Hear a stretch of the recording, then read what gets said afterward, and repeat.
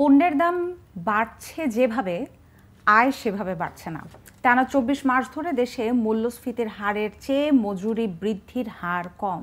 কিন্তু কেন? এর সমাধানই বা কি? এই সব কিছু নিয়েই আজকের আলোচনা বার্তা কক্ষ থেকে।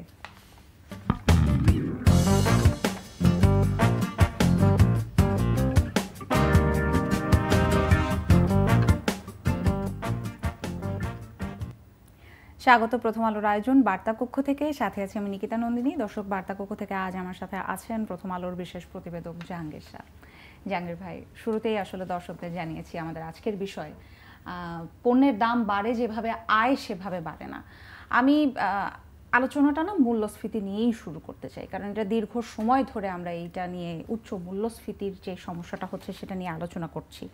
এই যে মূল্যস্ফীতি, উচ্চ মূল্যস্ফীতি হচ্ছে, খুব বেসিক প্রশ্নই করি যে এটি কেন হচ্ছে, এর সাথে আমাদের যে দৈনন্দিন জীবন বা আমাদের জীবনের ব্যয়, সেটার সম্পর্কই বা কি, এবং একই সাথে এটি মজুরিকে কিভাবে প্রভাবিত করে।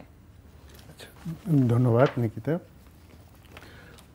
আমরা প্রতিদিনের জীবনে ধরেন নানা ধরনের জিনিসপত্র কিনি, সেবা, রাস্তাঘাটে চলাফেরা করি, পরিবহন ব্যয় আছে, বাস ভাড়া আছে, এগুলোকে একসঙ্গে করে মূল্যস্ফীতি দিয়ে প্রকাশ করা হয়। আপনার যদি জিনিসপত্রের দাম বাড়ে তাহলে মূল্যস্ফীতি বেড়ে যাবে। আমরা এটা দেখেছি প্রায় 14 মাস ধরে, 2023 সালের মার্চ মাস থেকে এখন পর্যন্ত, এই গত এপ্রিল মাস পর্যন্ত মূল্যস্ফীতি প্রায় 9% উপরে আছে। এটা অনেক বেশি মূল্যস্ফীতি, এটাই আমরা উচ্চ মূল্যস্ফীতি বলছি। এটাকে একটু যে আরেকটু সহজ করে বলি, ধরেন গত এপ্রিল মাসে মূল্যস্ফীতি হয়েছে 9.74%। এর মানে হলো যে আমি 2023 সালে ঠিক এক বছর আগে আমি যে জিনিসটা 100 টাকা দিয়ে কিনতাম, সেই জিনিসটা এখন 109 টাকা 74 পয়সা দিয়ে কিনছি। তার মানে এই মূল্যস্ফীতি কিন্তু এক ধরনের করের মতো, এটা ধনী গরিব সবাইকে এটার প্রভাব ফেলে জীবনে, কিন্তু গরিব মানুষের উপরে এই প্রভাবটা বেশি ফেলে, কারণ তাদের আয় কম, তারা অনানুষ্ঠানিক খাতে বেশি কাজ করেন, সেই কারণে তাদের উপরে এই মূল্যস্ফীতির প্রভাবটা বেশি পড়ে। আপনি বললেন যে মজুরির সাথে কিভাবে প্রভাব ফেলে, আপনি একটা সহজ উদাহরণ দিই, সেটা হলো যে মূল্যস্ফীতি এখন 9%-এর উপরে আছে, তার মানে আপনাকে 9% বেশি দামে পণ্য কিনতে হচ্ছে, কিন্তু আপনার আয় কি সেভাবে বেড়েছে, মজুরি কি সেভাবে বেড়েছে? এই হিসাবটা আমরা বিবিএস থেকে পেয়েছি। সেটা হলো যে গত টানা 2 বছর ধরে মূল্যস্ফীতির চেয়ে মজুরি বৃদ্ধির হার কম। তার মানে যত মূল্যস্ফীতি হচ্ছে মানুষের আয় তত বাড়ছে না। এখন গত 1 বছর ধরে আমরা মূল্যস্ফীতি বলছি, 14 মাস ধরে 9%-এর উপরে আছে। গত 1 বছর ধরে মজুরি হার বৃদ্ধিটা আছে 7.5%-এর মধ্যে। তার মানে কি, আমার যতটা আয় বাড়ছে তার চেয়ে বেশি জিনিসপত্রের দাম বাড়ছে। আমি বাজার থেকে সেই জিনিসপত্রটা, আমার মজুরি বাড়ার সঙ্গে সঙ্গে সেই বেশি গতিতে জিনিসপত্রের দাম, তার মানে আমি ওই জিনিসটা কিনতে পারছি না, আমাকে কোথাও না কোথাও কম্প্রোমাইজ করতে হচ্ছে। হয়তো একটু আমি, গরিব মানুষ তো খাবার দিয়ে কম্প্রোমাইজ করে, তাদের তো আর বড় খরচটা এই খাবারে যায়, সে একটু মানে কম দামি জিনিস কেনে, 1 পদের তরকারির বদলে 2 পদের তরকারির বদলে 1 পদের তরকারি দিয়ে আবার কমিয়ে দিচ্ছে, কনজাম্পশন, ভোগ কমিয়ে দিচ্ছে। এটা সে খাবার দিয়ে কম্প্রোমাইজ করে। এটার প্রভাবটা কিভাবে পড়ছে আমি বলি। আমরা সরকারি বেসরকারি বিভিন্ন সংস্থার রিপোর্ট থেকে দেখেছি, এটা এক ধরনের গরিব মানুষের উপর পুষ্টি নিরাপত্তাহীনতা বেড়ে যাচ্ছে। এর কারণে আমরা বিবিএস এর রিপোর্টে দেখছি মানুষের গড় আয়ু কমছে, তারপর মাতৃমৃত্যু বাড়ছে, তারপর পুষ্টিহীনতা বেড়েছে, তারপর বেটেত্ব যেটাকে বলি স্টান্টিং, সেটাও বেড়ে যাচ্ছে। এগুলো কিন্তু একটি আরেকটার সঙ্গে সম্পর্কিত। এটা আমাদের সামাজিক জীবনেও এটা প্রভাব ফেলছে। এবং জাহাঙ্গীর ভাই, আপনার প্রতিবেদন থেকেও জানলাম যে বিশ্বব্যাংকের সাম্প্রতিক এক প্রতিবেদনে বলা হয়েছে যে বাংলাদেশের 71% মানুষই খাবারের দাম নিয়ে উদ্বিগ্ন। খাবারের দামের বিষয়টা বা এই যে পণ্যের দাম, মানে দাম যে বৃদ্ধি পাচ্ছে, মূল্য বৃদ্ধি হচ্ছে, এটা কিন্তু বেশ একটা লম্বা সময় ধরে আমরা শুনছি। আমরা যদি এই বছরের শুরু থেকেই ধরি, একদম বছরের শুরুতেই দেখা গেল কিছু জিনিসের দাম বেড়ে গেল, রমজানের সময় একরকম হয়, রমজানের পরে আবার একরকম, সব সময় কোনো না কোনো জিনিসের দাম বাড়ছে। তো এত বেশি সময় ধরে দাম আসলে বাড়ে কেন? সব সাধারণ মানুষের তো যেহেতু এর সাথে মানে ভীষণভাবে জড়িয়ে আছে যে আয় বাড়ছে না। তো সাধারণ মানুষের কিন্তু একটাই প্রশ্ন যে হয় আয় বাড়াতে হবে, না হয় দাম যে বেড়ে যাচ্ছে এটাকে কমাতে হবে। তো সেই নিয়ন্ত্রণটা আসলে কিভাবে সম্ভব, বা আমি যদি প্রশ্নটা একটু সহজভাবে করি যে এত লম্বা সময় ধরে দাম বাড়ছে কেন? হ্যাঁ, সেটা একটু পিছন থেকে আসতে হবে। আমাদের কোভিডের পরে যখন আমাদের অর্থনীতি একটু ঘুরে দাঁড়াচ্ছিল, ঠিক তখনই কিন্তু ইউক্রেন যুদ্ধটা শুরু হলো। জি।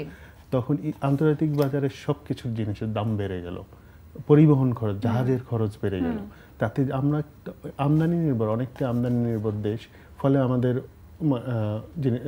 বিদেশ থেকে বেশি দামে জিনিসপত্র কিনতে হচ্ছে। এটা স্বাভাবিকভাবে স্থানীয় বাজারের দাম বেড়ে যাচ্ছে। এটা আরেকটা এখন হয়েছে কি, বিদেশের জিনিসপত্রের দাম কমছে, আন্তর্জাতিক বাজারে কিন্তু বাংলাদেশে কমছে না। এর কারণটা হলো যে আমাদের এখন উৎপাদন খরচ বেড়ে গেছে, ডলারের দাম বৃদ্ধির কারণে আমরা কাঁচামাল, শিল্পের কাঁচামাল আমরা বেশি দামে আনতে হচ্ছে।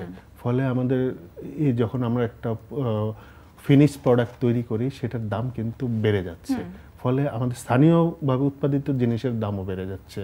তারপর জ্বালানি তেলের দাম বেশ কয়েক দফায় বেড়েছে। এটা কৃষিখাতে এর প্রভাব ফেলেছে, সারের দাম বেড়েছে, কৃষিখাতে প্রভাব ফেলেছে, বিদ্যুতের দাম বেড়েছে, বিভিন্ন খাতে প্রভাব ফেলেছে। ফলে হয়েছে কি, আমাদের এখন আর আন্তর্জাতিক বাজারে যে জিনিসপত্রের দাম বেড়েছে সেই কারণটা এখন স্থানীয় বাজারের ক্ষেত্রেও অনেকটা সত্যি হয়েছে। আর আপনার যে বলছেন যে আমাদের জীবনে কিভাবে প্রভাব ফেলে, আমাদের মজুরি বাড়তো, এখন যে 9.5% মূল্যস্ফীতি, আমার মজুরি বৃদ্ধির হার যদি 10% হতো তাহলে আমি কিন্তু আয় বেড়ে যেত। আয় বাড়লে আমি বেশি দামের বাজার থেকেও জিনিসপত্র কেনার সক্ষমতা থাকতো। কিন্তু যেহেতু আমার মজুরি বাড়ছে না সেভাবে, মূল্যস্ফীতির যে গতিতে বাড়ছে, ফলে আমাদেরকে এখন মানে কম্প্রোমাইজ করতে, ক্রয় ক্ষমতা কমে যাচ্ছে। সবশেষ আমি যেটা জানতে চাইবো যে সামনেই বাজেট ঘোষণা এবং এখনই এই নিয়ে নানান রকমের মিটিং বা মোট কথা বাজেট নিয়ে যত ধরনের দৌড়ঝাঁপ আছে সেটা তো শুরু হয়েই গিয়েছে। সেখান থেকে নতুন কোনো তথ্য আমরা পেলাম কিনা, এবং একই সাথে এই উচ্চ মূল্যস্ফীতি নিয়ন্ত্রণের ক্ষেত্রে নতুন বাজেটে নতুন করে কোনো পদক্ষেপ নেওয়া হবে কিনা, বা এই ধরনের কিছু জানতে পেরেছি কিনা আমরা? কিছুদিন আগে প্রধানমন্ত্রীর সঙ্গে আমাদের জাতীয় রাজস্ব বোর্ড এবং অর্থ মন্ত্রণালয়ের 2 দফায় বৈঠক হয়েছে। আমরা বিভিন্ন সূত্রে এবং জানতে পেরেছি যে প্রধানমন্ত্রী এবারের বাজেটটিকে বলেছেন যে মূল্যস্ফীতি যেন না বাড়ে, সেই লক্ষ্যে বাজেটটি দিতে বলেছেন। সেই ক্ষেত্রে এনবিআর একটা চেষ্টা করছে যে জিনিস মানে ট্যাক্স মেজার নিয়ে যদি আমরা শুল্ক কর হার কমিয়ে যদি কিছুটা জিনিসপত্রের দাম কমানো যায়, অথবা অন্তত পক্ষে জিনিসপত্র বৃদ্ধির জায়গাটা বন্ধ করে দেওয়া যায়, একটু কর কমিয়ে, শুল্ক কর কমিয়ে, সেটা চেষ্টা করা হচ্ছে। এটা এই পরামর্শ অর্থনীতিবিদরাও দিয়েছেন। আরেকটা হয়েছে যে আমার বাজার ব্যবস্থার উপর এক ধরনের তীব্র নজরদারি, তদারকি, সেটা যদি বাড়ানো যায় তাহলে জিনিসপত্রের দাম কিছুটা কমবে। তবে পুরো বিষয়টাই নির্ভর করছে আসলে রাজনৈতিক সদিচ্ছার উপর। আমি রাজনৈতিক সদিচ্ছা থাকলে জিনিসপত্রের দাম আমি মনে করি যে কিছুটা কমানো যাবে, অথবা সাধারণ মানুষকে, একদমই গরিব মানুষকে কিছুটা স্বস্তি দেওয়া সম্ভব হবে। একদমই তাই। জাহাঙ্গীর ভাই, আপনাকে ধন্যবাদ আজকে আমাদের সময় দেওয়ার জন্য। সামনে বাজেট আছে, এই বিষয়গুলো নিয়ে আমাদের নিশ্চয়ই আপনার সাথে আরও আলাপ হবে। আজকে সময় দেওয়ার জন্য ধন্যবাদ।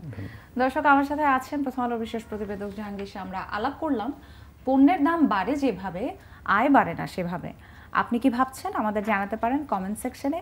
আগামীকাল আবার অন্য কোনো বিষয় নিয়ে আলাপ হবে। ততক্ষণ সবাই নিরাপদে থাকুন, সুস্থ থাকুন, সঙ্গে থাকুন প্রথম আলোর। আর প্রথম আলোর সঙ্গে থাকতে ভিজিট করুন prothomalo.com, সাথে প্রথম আলোর ফেসবুক পেজ এবং ইউটিউব চ্যানেল। থাকুন ভালোর সাথে, আলোর পথে।